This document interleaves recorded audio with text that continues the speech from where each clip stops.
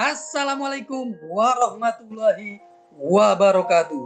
Salam sejahtera untuk kita semua. Apa kabarnya rekan-rekan mahasiswa, mahasiswi Universitas Dian Nusantara? Alhamdulillah kita berjumpa kembali di mata kuliah simulasi bisnis di pertemuan ke-10. Tidak terasa rekan-rekan semuanya kita sudah berjumpa di pertemuan ke-10 ini. Mudah-mudahan kita semua diberi berkahan kesehatan oleh Allah Subhanahu wa taala sehingga kita bisa terus menyelesaikan mata kuliah ini dengan lancar dan sukses. Rekan-rekan semuanya, sebelum kita memulai perkuliahan ini, proses belajar mengajar ini alangkah baiknya sama-sama kita berdoa agar perjalanan proses belajar mengajar ini berjalan dengan sukses dan lancar. Berdoa menurut keyakinan dan kepercayaan masing-masing. Berdoa dimulai.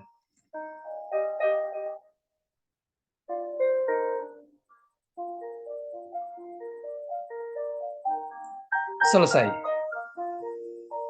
Rekan-rekan semuanya, di pertemuan ke-10 ini saya akan membahas materi yang sangat menarik sekali.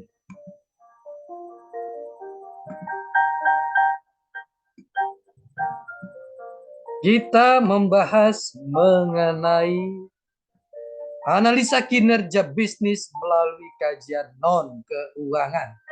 Ini adalah materi yang sangat menarik sekali.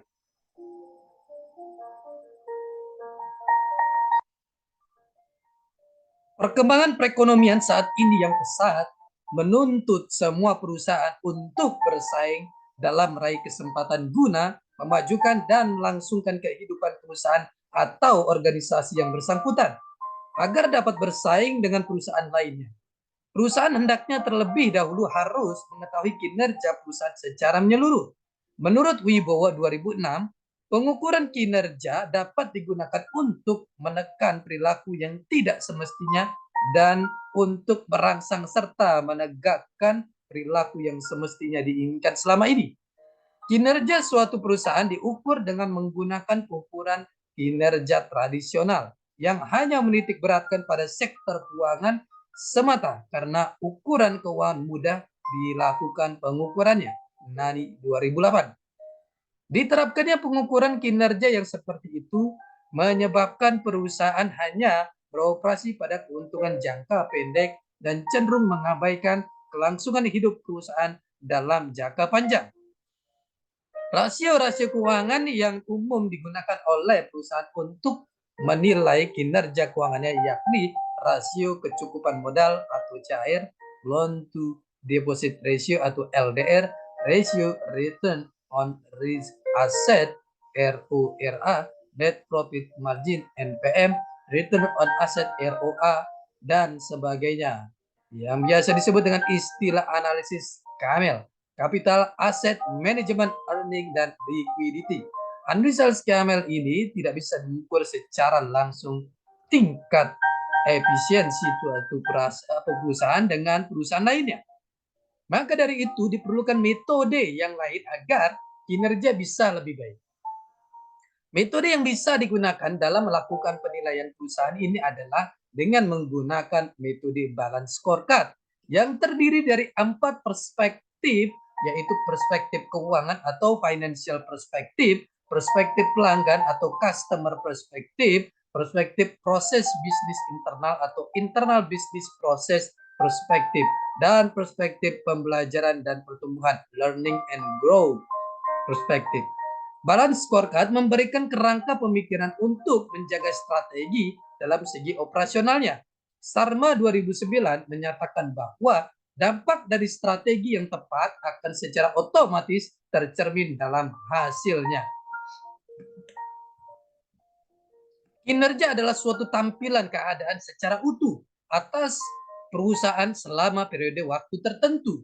Merupakan hasil atau prestasi yang dipengaruhi oleh kegiatan operasional perusahaan dalam memanfaatkan sumber-sumber daya yang dimiliki. Helpert 2000 dalam Suripto 2015. Konsep kinerja dengan BSC dilakukan dengan melakukan pengukuran kinerja. Karena pengukuran kinerja menjadi dasar penilaian kinerja. Penilaian kinerja dapat dipergunakan sebagai dasar untuk menyusun sistem reward and punishment. Metode BSC berusaha untuk mencapai suatu keseimbangan dengan arah mengukur untuk perspektif yang berbeda, yaitu perspektif keuangan, pelanggan, proses bisnis internal, serta pertumbuhan dan pembelajaran. Suripto 2015.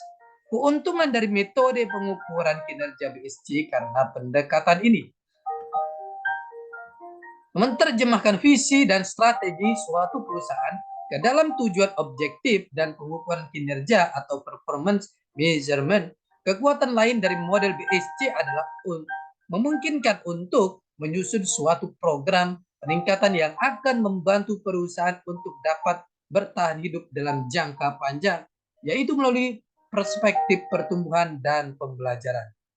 Oleh karena tujuan dan pengukuran kinerja ini diturunkan langsung dari visi dan strategi, maka organisasi yang mempunyai visi dan strategi yang berbeda tentunya akan menggunakan pengukuran kinerja yang berbeda pula. Suripto 2015. Pengukuran finansial mempunyai dua peran penting. Yang pertama adalah semua perspektif tergantung pada pengukuran finansial yang menunjukkan implementasi dari strategi yang sudah direncanakan. Yang kedua adalah akan memberikan dorongan kepada 4 perspektif yang lainnya tentang target yang harus dicapai dalam mencapai tujuan organisasi. Adapun kerangka teori dari penelitian ini yaitu gambar atau hubungan balance scorecard sumber Suripto 2015. Gambar satu di atas terlihat jelas bahwa keempat balance scorecard ini akan diteliti. Ini kita lihat. Munculnya era pasar bebas membawa dampak persaingan bisnis yang semakin ketat. Kondisi ini memacu dunia usaha untuk lebih peduli terhadap strategi yang dijalankan. Bahkan perusahaan-perusahaan terus berupaya merumuskan dan menyempurnakan strategi-strategi bisnis mereka dalam rangka memenangkan persaingan. Persaingan domestik dan global mengharuskan perusahaan menaruh perhatian pada penciptaan dan pemeliharaan keunggulan bersaing melalui penyampaian produk dan layanan yang lebih baik pada konsumen. Untuk dapat menjamin suatu organisasi berlangsung dengan baik, maka organisasi perlu mengadakan evaluasi terhadap kinerjanya. Dalam evaluasi tersebut diperlukan suatu standar pengukuran kinerja yang tepat, dalam arti tidak hanya berorientasi pada sektor keuangan saja, karena hal tersebut sangat kurang tepat dalam menghadapi persaingan bisnis yang semakin ketat. Oleh karena itu perlu dilengkapi dengan informasi dari sektor non-keuangan seperti kepuasan konsumen, kualitas produk atau jasa, loyalitas karyawan, dan sebagainya. Sehingga pihak manajemen perusahaan dapat mengambil keputusan yang tepat untuk kepentingan hidup perusahaan dalam jangka panjang. Umumnya, selama ini yang umum dipergunakan dalam perusahaan adalah pengukuran kinerja tradisional yang hanya menitik beratkan pada sektor keuangan saja. Pengukuran kinerja dengan sistem ini menyebabkan orientasi perusahaan hanya pada keuntungan jangka pendek dan kecenderungan mengabaikan kelangsungan hidup perusahaan dalam jangka panjang. Karena kurang mampu mengukur kinerja harta-harta tak tampak atau intangible asset dan harta-harta intelektual atau sumber daya manusia perusahaan. Selain itu, pengukuran kinerja dengan cara ini juga kurang mampu bercerita banyak mengenai masa lalu perusahaan, kurang memperhatikan sektor eksternal, serta tidak mampu sepenuhnya menuntut perusahaan ke arah yang lebih baik. Kaplan dan Norton 1996. Dewasa ini disadari bahwa pengukuran kinerja keuangan yang digunakan oleh banyak perusahaan untuk mengukur kinerja eksekutif tidak lagi memadai, sehingga dikembangkan suatu konsep balance scorecard. Balance scorecard adalah suatu konsep pengukuran kinerja yang diperkenalkan oleh Robert S. Kaplan, guru besar akuntansi di Harvard Business School, dan David P. Norton, presiden dari Renaissance Solution Inc. Konsep ini menyeimbangkan pengukuran atas kinerja sebuah organisasi bisnis yang selama ini dianggap terlalu condong pada kinerja keuangan. Dari keseluruhan kegiatan yang dilakukan oleh sebuah perusahaan, pada akhirnya akan bermuara pada nilai yang akan diberikan oleh pelanggan mengenai kepuasan yang dirasakan. Kepuasan merupakan tingkat perasaan di mana seseorang menyatakan hasil perbandingan atas kinerja produk atau jasa yang diterima dan yang diharapkan. Kotler 1997. Apabila tidak ada permintaan maka sulit melakukan penawaran. Secara umum terdapat 4 macam kinerja bisnis yang diukur dalam balance scorecard, yaitu pertama perspektif keuangan atau financial perspektif. Yang kedua perspektif nasabah atau konsumen customer perspektif. Yang ketiga perspektif proses internal bisnis atau internal business process perspektif. Yang keempat perspektif pembelajaran dan pertumbuhan atau learning and grow perspektif. Konsep pengukuran kinerja balance scorecard memiliki keistimewaan dalam hal cakupan pengukurannya yang komprehensif. Karena selain mempertimbangkan kinerja finansial, juga mempertimbangkan pula kinerja non-finansial. Selain itu, balance scorecard tidak hanya mengukur aktivitas akhir atau outcome, tetapi juga aktivitas-aktivitas penentu hasil akhir atau driver. Namun dalam penelitian ini kalau kita lihat ya, di sini hanyalah satu aspek yaitu perspektif pelanggan. Balance scorecard dapat diterapkan pada organisasi bisnis yang menghasilkan produk maupun jasa. Namun dalam penelitian ini, dalam tulisan ini yang dijadikan sebagai objek adalah organisasi jasa yang bergerak dalam bidang keuangan yaitu bank. Sesuai dengan Undang-Undang Nomor 10 Tahun 1998 tentang perubahan atas Undang-Undang Nomor 7 Tahun 1992 tentang perbankan. Yang dimaksud dengan bank adalah badan usaha yang menghimpun dana dari masyarakat dalam bentuk simpanan dan menyalurkannya kepada masyarakat dalam bentuk kredit atau bentuk-bentuk lainnya dalam rangka meningkatkan taraf hidup rakyat banyak. Dalam era globalisasi ini, perusahaan akan selalu menyadari pentingnya faktor pelanggan. Oleh karena itu, mengukur tingkat kepuasan para pelanggan sangatlah perlu, walaupun hal tersebut tidaklah semudah mengukur berat badan atau tinggi badan pelanggan yang bersangkutan. Banyak manfaat yang diterima oleh perusahaan dengan tercapainya tingkat kepuasan pelanggan yang tinggi.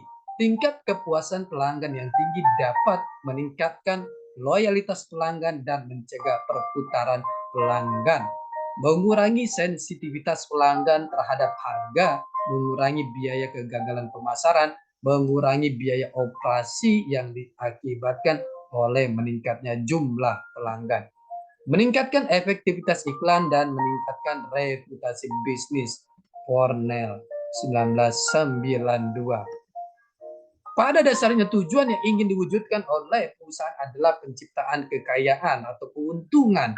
Oleh karena itu perusahaan dapat disebut sebagai institusi penciptaan kekayaan.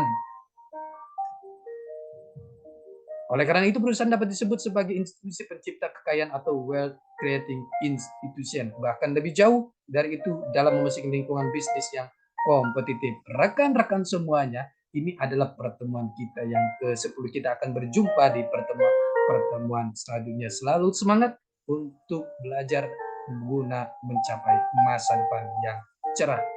Salam sehat selalu. Assalamualaikum warahmatullahi wabarakatuh.